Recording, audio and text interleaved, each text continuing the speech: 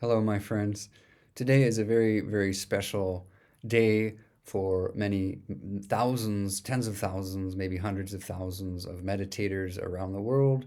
It is the celebration of the Mahasamadhi of Paramahansa Yogananda. Yoganandaji, of course, being the author of this quite well-known book, The Autobiography of a Yogi, which was given out in great quantities by the guitar player for the Beatles, George Harrison, and was also offered at the funeral of Steve Jobs. And a total of 500 copies were given away at that time. Steve Jobs famously read this book every year of his life for many, many years. So, obviously influential. Why? Because Yogananda is such a pure soul. And he was so pure that even 20 days after his death, after his Mahasamadhi, his body was still immaculate.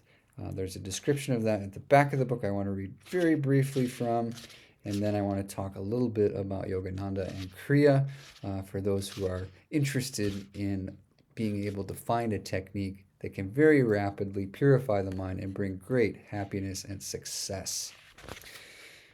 So here we have this description from page 478, Paramahansa Yogananda, a yogi in life and death.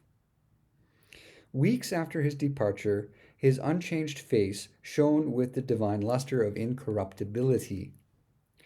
And here, a quote from a notarized letter from the mortuary director at Forest Lawn Memorial Park. And I did go to this place in Los Angeles and saw where he was interred. Very powerful vibrations of love and samadhi bliss. The absence, quote, the absence of any visual signs of decay in the dead body of Paramahansa Yogananda offers the most extraordinary case in our experience. No physical disintegration was visible in the body even 20 days after death. No indication of mold was visible on his skin, and no visible desiccation took place in the bodily tissues. The state of perfect preservation of a body is, so far as we know from mortuary annals, an unparalleled one. At the time of receiving Yogananda's body, the mortuary personnel expected to observe through the glass lid of the casket the usual progressive signs of bodily decay, which they did not. And there's a few other cases, of course, famously St. Bernadette Subaru. I visited her hometown in 2008, 150 years after her visions of Mary, of the Immaculate Conception in southern France, where there have been many, many miracles and healings. So we know that this is real. We have to have a little faith, but that faith is certainly something we can cultivate. So towards that end, I wanted to take just a minute for those of us who are interested in such things about Kriya Yoga and Yogananda's. Here we have even Rama is raised from the dead, Rama being a friend of his gurus, Sri Yukteswar, who died of cholera and was later raised from the dead by the grace of Yogananda's guru's guru.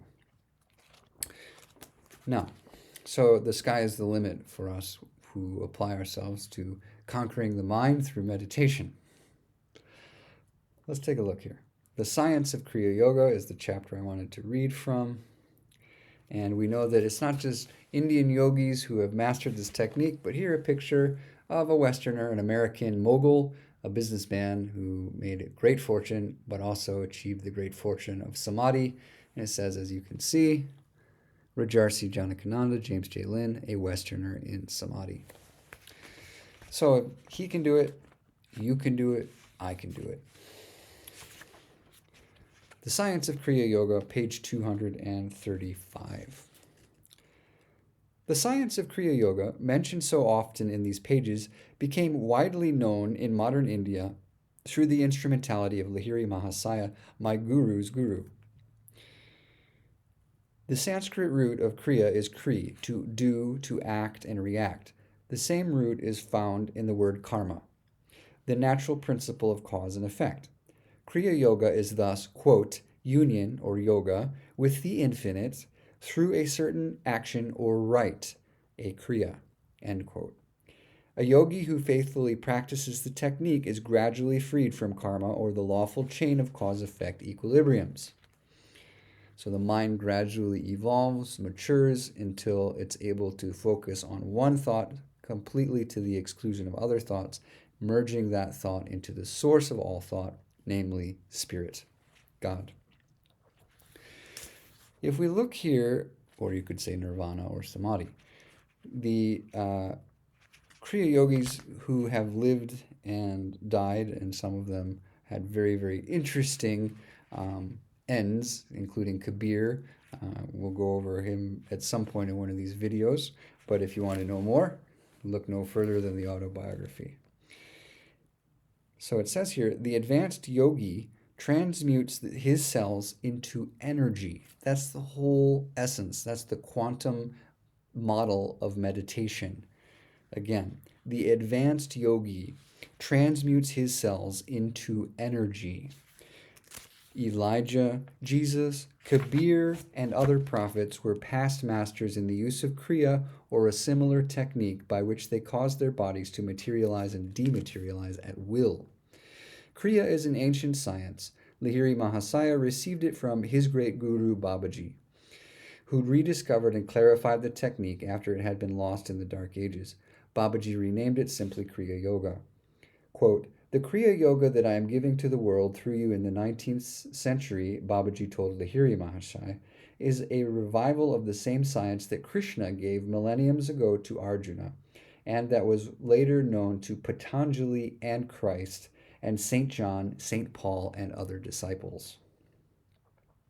Kriya Yoga is twice referred to by Lord Krishna, India's greatest prophet, in the Bhagavad Gita. One stanza reads, offering the inhaling breath into the exhaling breath, and offering the exhaling breath into the inhaling breath, the yogi neutralizes both breaths. Thus, he releases prana from the heart and brings life force under his control. The interpretation is, the yogi arrests decay in the body by securing an additional supply of prana, life force, through quieting the action of the lungs and heart. He also arrests mutations of growth in the body by control of apana, eliminating current. Thus, neutralizing decay and growth, the yogi learns life force control.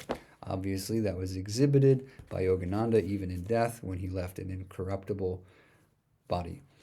The same was true, as we saw, in St. Bernadette Soubirous and a number of others. So next time we'll talk a little bit about Kabir, remind me if I forget, and his extraordinary exit from this stage of life as well. Happy Mahasamadhi Day, Paramahansa Yogananda. Thank you for all the love that you've generated in the hearts of so many devotees and practitioners such as myself. May your love continue to shine on the sanctuary of my devotion, and may you and I be able to awaken that love in all hearts. Amen.